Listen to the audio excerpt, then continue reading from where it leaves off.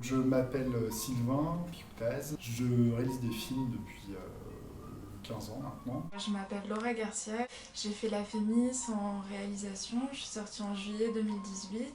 Je m'appelle Charlie Régnier, je suis assistant caméra. Alors je m'appelle Leïla Jantet, je suis assistante réalisation, je suis aussi directrice de casting figuration. Je suis très familier des angoisses de tournage, mais en fait je me rends compte que je suis beaucoup plus angoissée en préparation que sur le tournage véritablement, parce que sur le tournage il y a une espèce d'adrénaline assez folle qui prend le dessus. Pour pallier à ça, le mieux c'est de bien s'entourer en fait, c'est d'avoir une équipe de personnes bienveillantes. De garder le cap qu'on s'est fixé et de ne pas se laisser déborder par la machine qui est en tournage de film. Si on fait des films juste pour pallier à des contraintes, on fait des mauvais films et que les solutions les plus simples ne sont pas forcément sont pas toujours les meilleures en tout cas.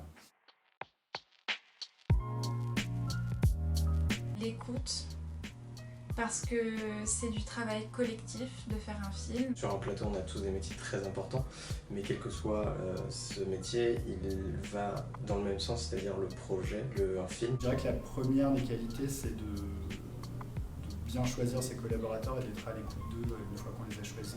Je pense qu'il faut beaucoup de générosité aussi, de bienveillance. Et ça reste une expérience très humaine. Et il faut de la flexibilité aussi. On a beau prévoir, les choses se passent jamais exactement comme on les a prévues. Il faut être capable aussi, je pense, de réinventer. Je pense que la qualité la plus importante d'un assistant mise en scène, ça va être justement sa capacité à être flexible et du coup appréhender les problèmes qui arrivent, car ils vont arriver. Prendre sur soi pour pas être trop stressé ni trop stressant, je pense que c'est très important. Et justement aussi garder en tête qu'on n'est pas, on est l'allié de tout le monde et pas l'ennemi de tout le monde. Et donc du coup, même en situation de crise, même alors qu'on est dans notre 4e heure supplémentaire, toujours bien respecter les autres. Parce que ça sert à rien de mettre une mauvaise ambiance quand il y a déjà beaucoup d'autres problèmes. En tant qu'assistant caméra, la tâche principale, c'est de faire en sorte que, quels que soient les imprévus, être capable, quoi qu'il arrive, de tourner. Donc que ce soit de la pluie, du vent, manque de plus d'électricité sur le tournage, sur le plateau. Il faut savoir s'adapter aux besoins notamment de son chef opérateur.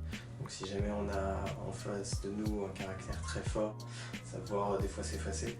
Et d'autres chefs opérateurs qui ont besoin au contraire d'une aide, de sentir d'être approuvé dans ses choix et tout ça, et à ce moment-là être un peu plus présent.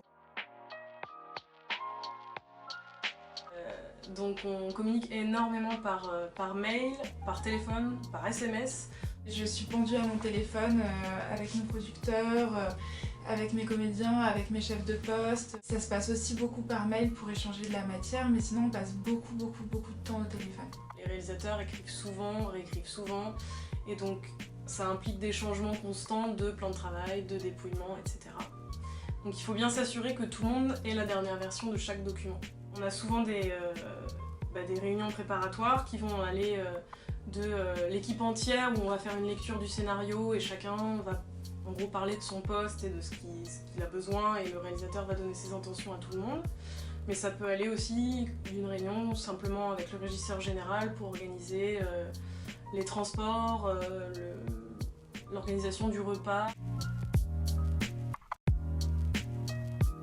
Au début, ne lâchez rien, et puis quand vous voyez que c'est très compliqué, inventez.